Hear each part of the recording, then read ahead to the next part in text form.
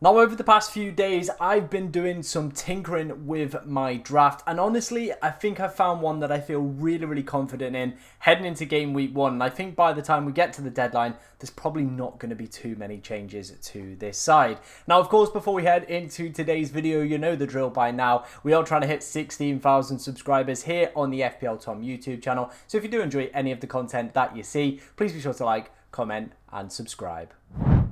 Okay, wasting no time, let's dive straight into the defence then. We've gone for Sanchez and Dubravka. Let's start off first with Dubravka. He looks like he could be on the move to Burnley. So, of course, I have put Burnley's fixtures down at the bottom for him. But we could potentially have ourselves a playing 4 million goalkeeper. That's what we've all been dreaming of, especially with the bench boost in game week 1. It does make it a reality, of course, if he was to move. And, of course, with Burnley's fixture in game week 2, taking on Sunderland, that could be a great way to, of course, activate the bench boost there and go with that as a potential strategy for the opening game weeks. We also have Sanchez, who feels very template at the moment. I think a lot of people are looking at Chelsea's long-term fixtures. They probably looked at the fixture trackers. They've been looking at the 11ify data or other long-term data for clean sheets. And they're also seeing, Sanchez, the numbers are pretty good. Chelsea, one of the best defences for XG conceded last year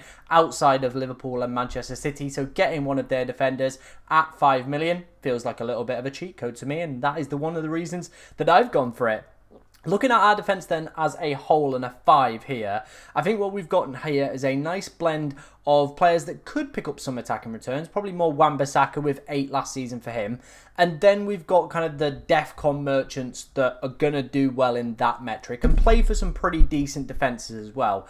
Everton, again, one of the top sides for XG conceded. Forest, for large parts of the year, were one of the best sides. Liverpool, right up there as well. Like I said, Liverpool and Arsenal pretty much neck and neck for XG conceded. And Palace as well have just been very solid for years now. Roy, Glasner, they've both been managed to kind of, keep this defensive unit as a pretty good one, and they always manage to pick up quite a few clean sheets across the way. So we're investing in that. We're also investing into the players that do well for DEFCON as well, which is something that, of course, we want to have with our teams. And if I bring it up here, this is from FPL Tom Hadley. Make sure you're going and dropping him a follow over on Twitter. And as you can see, quite a few of our players feature on this list. So Tarkowski hit the 4-point mark in 52% of his games. Van Dijk in 49. Gahey in 49. Murillo in 47. So as you can see there, we're pretty much hitting them across the board very consistently. Even Wan-Bissaka as well. 12 games where he hit 4 or more points. 34% of his games as well. And you do imagine they're probably going to be a little bit better of a defence now that Potter has had a full preseason under the belt. So we're always going to be hitting these players that are doing well for the DEFCONs, are going to be hitting 4 or more points every single time. And this is something I've spoke about in my last draft as well. I think we've got to have that little bit of a mentality shift, maybe moving away from a 3-back, and sometimes this season being accepted kind of, to play a 4-back or a 5-back. If these players are just going to be scoring 4 points every other week, for example, let's say Tarkowski, then why are we not selecting them, pretty much as regular starters within the side, despite their fixtures? So yeah, maybe something to monitor as, of course, the season does progress, but that is kind of the strategy that I'm going to be going with as well. And if we look to the predicted points from Fantasy Football Hub as well, we're seeing quite a few of our players' names feature on this list for some of the top defenders. Of course, Virgil van Dijk right up there as well. We're seeing Murillo up there. We're seeing Richards, who could also become Gahey. There's quite a few options that I've kind of floated around at that 4.5 million mark as well. Williams, I've also been debating whether or not to put him in at that 5 million mark as well. So, a lot of the players that we've selected here are predicted to do exceptionally well at the start of this season for their point scoring ability on quite a few models, especially the Fantasy Football Hub model as well. If you want to go and check out their amazing website, by the way, I will leave a link to this in the description where you can go and get your team rated for free completely by their AI tool. Will show what score this team gets at the end of the video. So make sure you're sticking around for that one. But if you want to go and get your own team rated, there is a link in the description. And of course, if you want to look at defensive contribution numbers, that is going to be the ideal place to go and do it as well. It's in their Opta Stats page at the moment. All you have to do is go to the defense section and there is literally every player's kind of defensive contribution numbers that they would have scored last season, and it's really helped me with my team planning for game week 1. Now let's head into the midfield. Now from my last draft, 4 players in that midfield slot do remain. There's just been one change. We've taken out Morgan Rogers and we've brought in Bruno Fernandes, and I'm going to explain why I have done that in a second. But let's run through some of the other ones as well. Let's start off first with the defensive contributions merchant, Elliot Anderson. I think with, of course, Alanga leaving, looks like he's going to have more of a set piece share as well this season. And we'll talk about his DEFCON numbers in a second when we talk about Bruno Fernandes as well. Salah, top for predicted points on the Fantasy Football Hub model heading into game week 1, and one of the top scoring players just in general over the predicted points model, whatever website you want to use. But on the Fantasy Football Hub one, the one that I'm going to be using for this season, he is top of that one as well. Cole Palmer with the Chelsea long fixtures, and as you'll see in a second, offers us some decent captaincy alternative as well with Bruno Fernandes and Mohamed Salah. So those 3 combined give us pretty much a good premium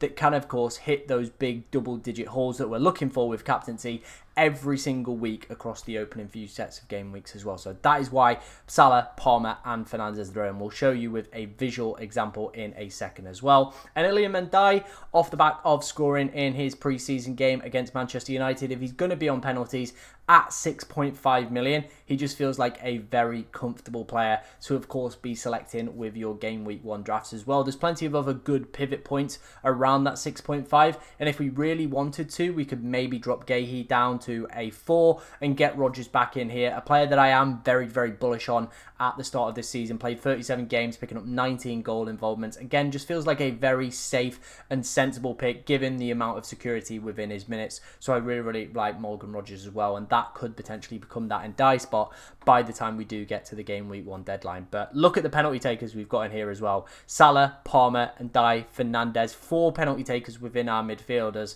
That feels like a really, really good way to play the game. Of course, I wanted to briefly touch on the defensive contribution points. I put the wrong one in. Give me a second. And just like that, here are the defensive contribution points for the midfielders. And as you can see here, again, Bruno Fernandes, when I saw this graphic, I was like, oh my God. 20 attacking returns last season, which was, obviously, he was the key man for Manchester United. Probably not going to hit the same levels, I think, this year. I think they'll be more spread out amongst the top quality players that they have brought in. But if DEFCON was in the game, 55% of his games he would have hit 4 or more points from. This guy feels like he could just be a very, very solid scoring asset every single week, which would be absolutely ridiculous. We're also seeing Elliot Anderson on there. Again, one of my favourite 5.5s. 8 attacking returns for him. 52% of his games last year would have seen him pick up 4 or more points. I think people don't realise how impactful DEFCON is actually going to be this year across the board for defenders and midfielders. It's just going to make these players that just pick up those points every single week or every other week really, really useful, especially if they've got that ability to, of course, go and pick up attacking returns as well, which, of course, Bruno Fernandes does have with being the penalty taker and largely the talisman of that side as well last year. So that is the reason that I really, really like Bruno as a pick now. Also why I've liked Elliot Anderson for a long, long time as well since the game did launch. Because obviously we're going to be getting these players that do just kind of consistently pick up points within our side. And it is pretty much ideal. But the main reason that Bruno has come in, and I want to talk through captaincy with you guys as well. So let me bring up the Fantasy Football Hub website. As you can see, this is the predicted points section. I'm the little man in the top right for this section. But yeah, let's run through each week and why I want to obviously bring in Bruno, Palmer and Salah. So game week 1, top of the predicted points is going to be Mohamed Salah. I think he'll be the most captain player, so he's going to be our captain for there. Let me just slide the scroller along, move on to 2. 2, we've got Saka, but we don't have Saka. Salah is there with a great option. We've also got Palmer, who's got West Ham, so not some bad options there that if we wanted to go for those. Heading into game week 3, we do have Salah against Arsenal. Doesn't feel like an ideal fixture, but what we do have here is probably a split in terms of captaincy where we wanted to go. We've got United against Burnley. So Burnley are looking really, really bad at the start of the year. We've got a player in there and we've got that fixture covered. And we've also got Palmer against Fulham as well, which would be, again, another great fixture if they don't start the season great. We don't really know what's happening with Alexander Isak and whether or not he's going to be staying at the club as well. Game week 4, Back to Salah with Burnley. I'm probably going to be looking at triple captaincy over those over the opening set of 8 fixtures, as you can see here. That is his highest predicted points total, and feels like a good week where we could, of course, play the triple captainship on him. Game week 5 then, we're sticking with Mohamed Salah again with Everton. We've also got Watkins with Sunderland, who we'll come on to talk about in a second. But yeah, he's got Sunderland in game week 5. Game week 6 then, we have Haaland. This is a week that I've potentially outlined where I could maybe look at activating the free hit chip, getting triple City ahead of that Burnley tie as well. But we can also see we've got Salah and Palmer as decent captaincy options as well, if of course we didn't want to play that free hit or get Erling Haaland within the side. Game week 7, Saka's back as one of the top captains choices here. But of course we've got, you know, Salah there. Or if Sunderland are looking really, really poor at the start of this season, again, we've got captaincy covered with another option in Bruno Fernandes. Finally then, game week 8, let's head into this one. And it's going to be back on Mohamed Salah with Manchester United at home. Like I said, with those 3 in the side, it does feel like we've got captaincy pretty much covered off across the board. If you want to go and do this for yourself, because I would highly recommend doing it, head over to Fantasy Football Hub, look through their predicted points every single week, and it's a really, really useful tool to helping you decide what premiums you want to select as well. And completing our lineup is going to be Ollie Watkins. I think, honestly, the Villa fixtures are just so good. There's no competition for Watkins either. It just feels like a very, very easy pick at that 9 million price range. Yeah, like I said, I've been a big fan of Watkins for a few weeks. I've been a big fan of the Villa fixtures probably since the launch of the game. I've just been trying to find out how good Watkins' minutes are, and across pre-season they've been very good, as has his form.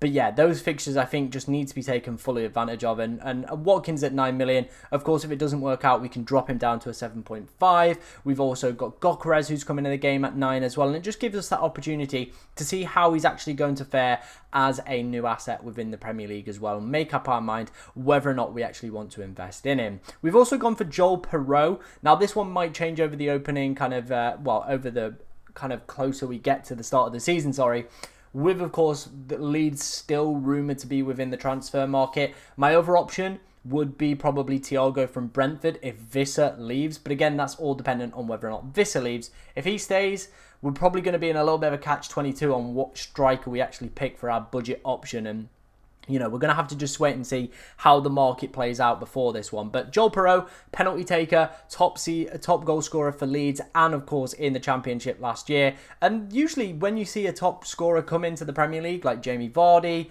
Liam Delap, all these players usually do all right, and they're good pretty much bench fodder for when you need to play them in a fixture as well. Of course, we could maybe look at a bench boost with this one, but we would need minute security for Perreault, Gui, and the Bravka before, of course, activating that chip. Now, of course, I have put my team into the Fantasy Football Hub AI tool myself, like you guys should be doing as well, to get my team rated. And as you can see, this is the best rating I have ever got for one of my teams so far this season. It's got a 97% AI team selection, so I'm really, really happy with that. And like I said, the team just flows, feels good. We've got players that just cover off all the areas in terms of captaincy. I think our chip strategy as well is quite nice and open as well with this side. So yeah, overall, I'm feeling pretty confident about it. Let me know what you think of it down in the comment section below. Of course, if you've got any questions about your team, get them in as we'll try to answer as many as we possibly can. But thank you for watching today, ladies and gentlemen, and good luck in game week 1.